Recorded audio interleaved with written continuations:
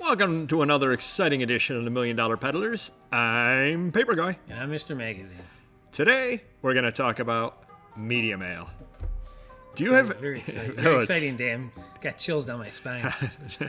And we actually have a tribute to Prince, too, as we're both wearing purple, and we didn't even set this up. Interesting. Or maroon, but it doesn't matter. I'm Remember, half colorblind. He's colorblind. Media mail is probably one of the most misunderstood things out there. I know you have a lot of experience with media mail and people making requests. Can you talk a little bit about that? Selling magazines, I do sell books like Paperboy, and books not an issue ever because books go media mail, and that's how people ship them and send them and accept them. Magazines, on the other hand, are a big issue because there are sellers out there that work out of their basement and they want to undercut big sellers as myself. I work out of my basement. Not you. Some. I said some. I didn't say Paperboy. Anywho. And they want to be competitive, so they have their shipping very cheap or free shipping, and they'll ship a magazine media mail, which most of the time should not be going that way, and it would be considered illegal through the post office. But part of it, too, is it's not just the sellers necessarily. A lot of times you'll have the buyers that basically want to save a couple of cents, and they'll sit there and they'll make you an offer on something, and then after the fact they'll say, oh, it can go media mail. And what's their number one justification for it, for why they think it can go media mail? Well, they think it's like a book, basically. That's right. My understanding. Well, and other people, since other sellers have been doing it, they accept it. Over time, they deal with certain sellers, and their sellers are selling them or shipping them media mail when they're not supposed to, so they think that's okay. Well, I think probably the number one thing that I get from people is, but it's old. In other words, in a way, it does make sense. If I'm going to ship a magazine from 2 months ago, you can sit there and you can buy a lot of the things. Good luck, picking up your 1964 Time magazine, and I don't know what an Oldsmobile cost at the time, but $2,495. Good luck finding a new 1964 Olds down at your dealership for $2,495. If you do, you probably should buy it, especially if it's in mint condition. Sell it on eBay. You probably can make a ton of money doing that. But the post office does not differentiate with age at all on it. It simply says it cannot contain advertising. And I've actually went and gotten from the post office a list of what can and cannot go. And one thing that I didn't realize until recently is if it's a book, it has to have at least 8 pages. I didn't know that. And a lot of people don't know that, and I didn't used to know it. Not that it made a big difference, but I would ship 4-page, 6-page sheet music out, media mail. Generally, that's under 4 ounces anyway. That's some kids' books probably, too. That's true, too. There may be some of those also, yeah. So I've shipped out before those things media mail. They're 4 pages, 6 pages. Not that it makes a big difference. It's first class. I mean, if you're shipping to California, I think it's $3.18 or something or other like that versus $2.80 for the media mail. But still, you start adding that up over a number of items. That does add up. Another couple of things in here that you cannot ship. It specifically says comic books do not meet the standard. But I've read a clarification elsewhere, trade paperbacks do meet the standard. So basically, if it's square bound, it's okay. But a comic book, even the old Dell comic books, even the old Classics Illustrated, they cannot go media mail. And that puts me at a distinct disadvantage as it does you with selling comic book lots. You've got a lot together of 40, 50, 60. I mean, I see people selling long boxes of comic books. Oh, yeah. Those have to go priority or some other form of shipping UPS. They cannot go media mail, which a lot of times you can take a look at what other people sell, right, and you can see what their shipping costs are and what their costs are, and you absolutely know they're breaking the rules. Do you know what happens if you ship it the wrong way and the post office catches wind of it? Oh, the buyer's screwed because the buyer has to pay full price of priority value, I think. Yeah, yep. They'll actually open the package up. They have the right to search media mail, and if they ascertain that it was not supposed to go that way, they will bill the buyer. Nowadays, they may not bill the buyer because we've got the thing there where they'll come back at you and take it out of your account. But one way or the other, they will assume that you were going to ship it priority mail, and that can get very, very expensive. A few other things that cannot go: catalogs cannot go media mail. And now, when they say it cannot include advertising, that's not 100% true. It can include advertising on books. Were you aware of this? I was not aware of that, no. Take the Hardy Boys, books like that. There are incidental advertisements. In other words, there's a page at the back saying, hey, look at the other books we have out in our series, that kind of thing. That's considered incidental.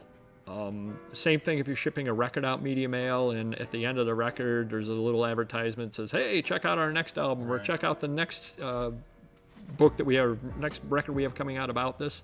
It can go media mail.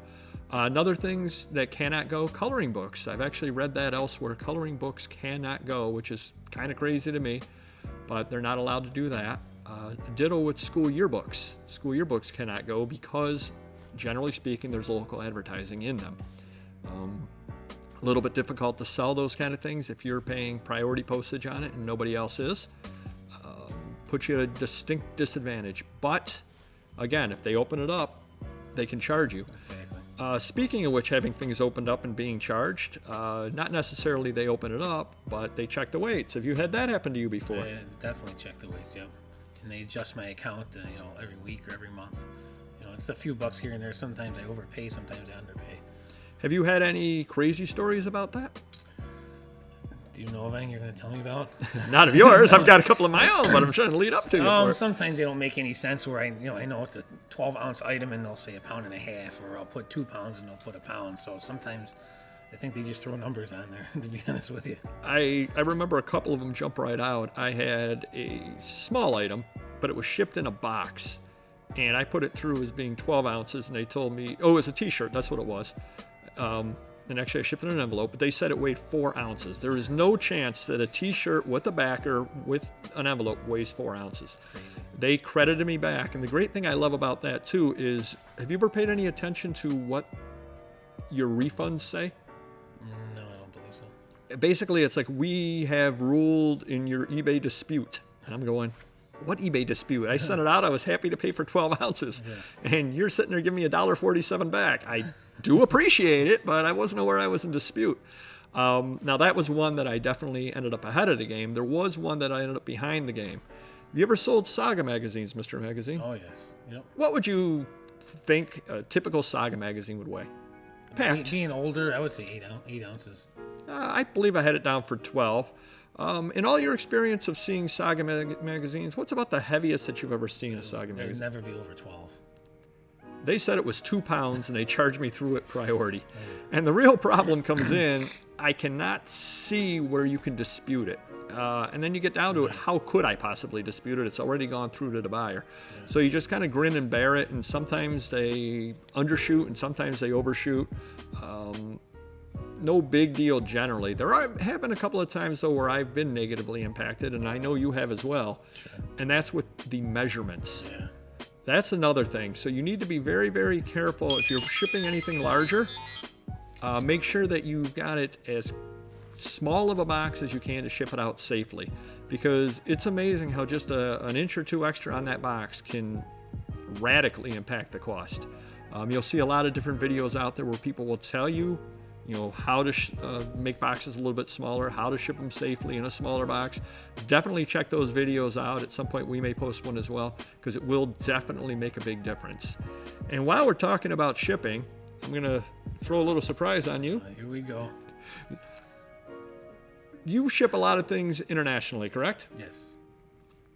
At this moment in time, realistically, how can you ship things internationally? There are 3 basically ways to ship things internationally currently. You got first class, you got priority, and then express. Correct. All right. What about surface mail? If it was like 1995, I think that would be okay. You'll still get people asking you to ship things surface mail. They'll tell you, I don't need it right away. You can ship it surface.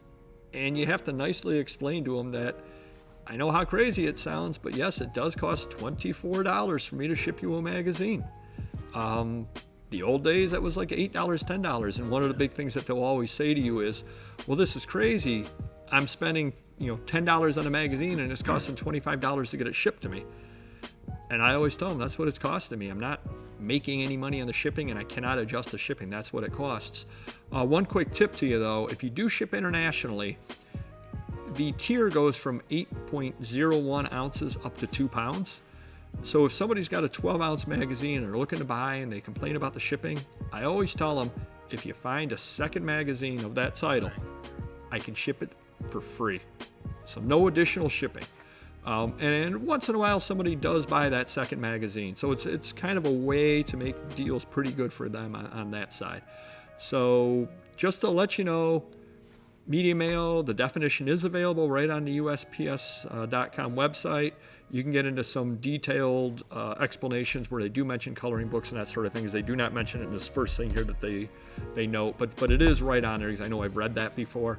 But remember, comic books cannot go, and if it contains advertising, it cannot go. I'm sorry, it just cannot go. So if you're buying something for me and you're complaining about that, please don't complain to me. I don't make the rules. You can go on to USPS.com, and I'm sure there's a contact us spot on there, and you can explain to them why they're wrong. But don't explain to me why I'm wrong, because I use their site. So until next time, stay safe. Take it easy. Thank you.